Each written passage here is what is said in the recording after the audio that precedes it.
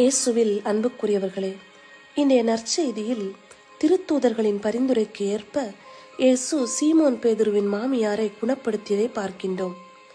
திருத்தூதர்களைப் போன்று நாமும் உடல் நோயால் அவதிப்படுபவர்களை இயேசுவிடம் கொண்டு செல்ல இன்றைய நற்செய்தி வாசகம் நமக்கு அழைப்பு விடுக்கின்றது.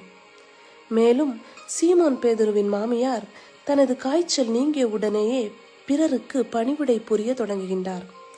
அவர் மீட்கப்பட்டது இறைவனுக்கு பணிவிடை புரியவே என்பதை புரிந்து கொள்கின்றார்.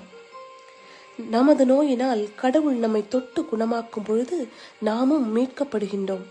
நாம் மீட்பு பெறுவது பிறருக்கு பணிவிடை செய்யவே.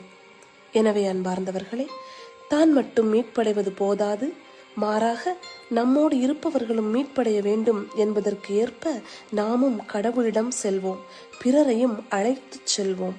மீட்பர் நம்மோடு இருக்கின்றார்.